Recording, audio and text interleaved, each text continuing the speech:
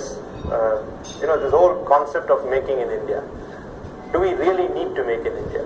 Right? Because I know there are lots of reasons why we should, but I'm going to try and play devil's advocate here, because the whole concept of globalization is that you make products where it is easiest to make them, where the raw materials are the cheapest, where your labor cost is the lowest, and where the skills are the highest, and then you ship them across to markets. Fortunately, with energy costs being where they are, shipping costs are phenomenally low. I think if oil had touched 200, then some cracks would have started appearing in global supply chains. Fortunately, it didn't. It's gone in the other direction. So which means you can ship pretty much where you want to. So does it really make sense to make in India? I'm going to start with Seshagiri. Today in the international markets or India, if you look at, the country has to produce what they are good at. That is why we find in the supply chain strategy overall is that there is a disaggregated supply chains which we see across the world. If we look at Boeing, they produce most of the parts outside where they are located, and they get into that country, and then they are the most profitable country. So disaggregated supply chain is the theme where you are good at, where you will be able to give that product to the customer at a good price, where it can create value. I think that is where we have to focus of producing that product as a part of Make in India campaign. So the first point which we need to understand, where India is good at producing what item most efficiently at a very good cost. For instance, if you look at steel, where we are present, next to CIS, India is the cheapest country in producing steel in India.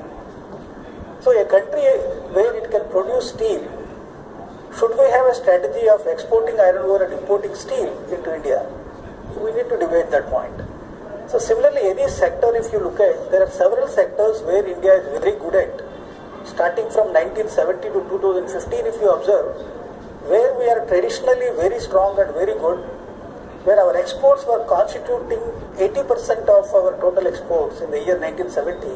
Today it is less than 20%. So I think we need to look at those sectors where India is capable of producing at a very, very low cost and very, very efficiently, where we can compete in the international markets.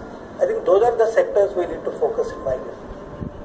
Okay, good point on steel. And there was, of course, this Korean company which also tried to come to India and make steel, and didn't really work for them. And I think that's projects like those which were much hyped and didn't really happen were one of the reasons why this campaign was launched. Right? So tell us, the last 12-13 months, do you sense that it's actually become easier to set up a manufacturing facility in this country?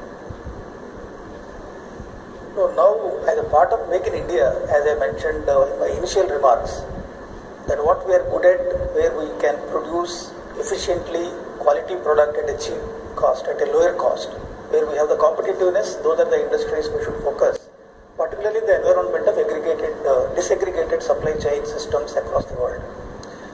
The second point, as a part of Make in India, Government of India is looking at signing free trade agreements with various countries, or RCEPA or FTAs.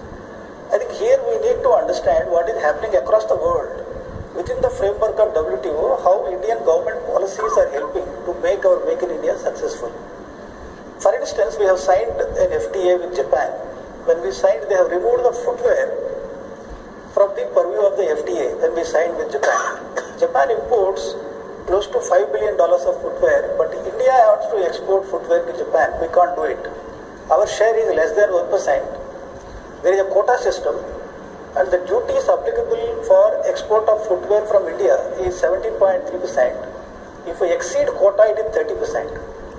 Similarly, let us look at Chile, where we export a lot of automobiles.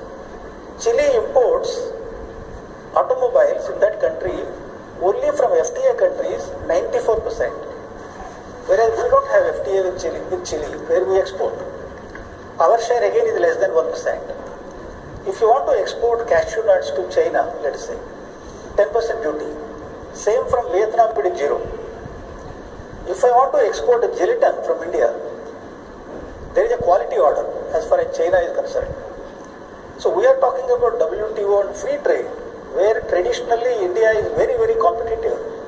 If we want to export those products, when we are signing these FTAs, we have to take into account whether it is being abused as far as the FTAs are concerned to damage the domestic industry.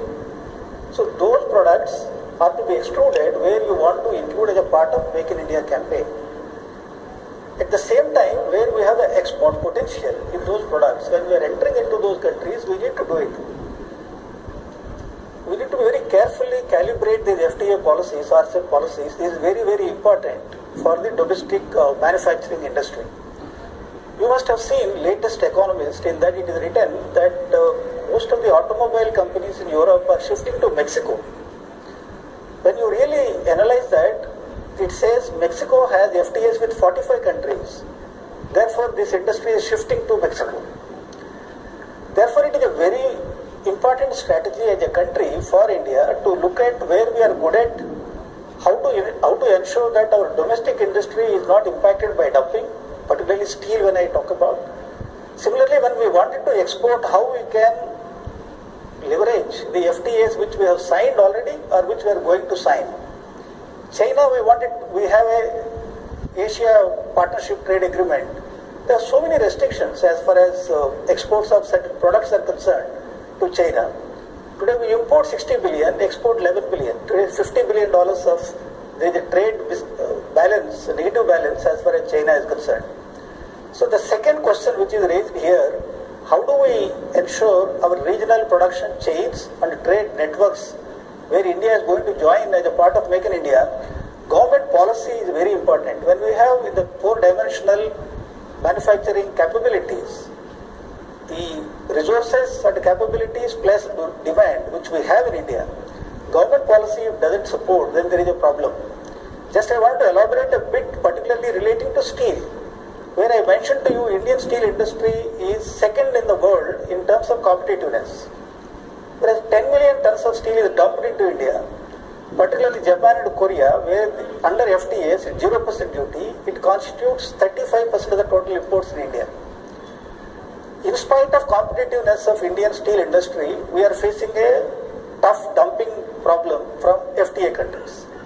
So therefore, I think this is one of the important government policies in addition to ease of doing business, infrastructure, tax policies, labor reforms, land acquisitions. These are other constraints which we have in the manufacturing.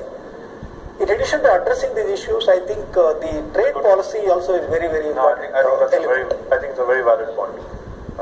Like auto components, for instance. Right. Thailand, a lot of auto component manufacturers are located in Thailand. We have an FTA with Thailand. Domestic industry gets affected. It is a very valid point.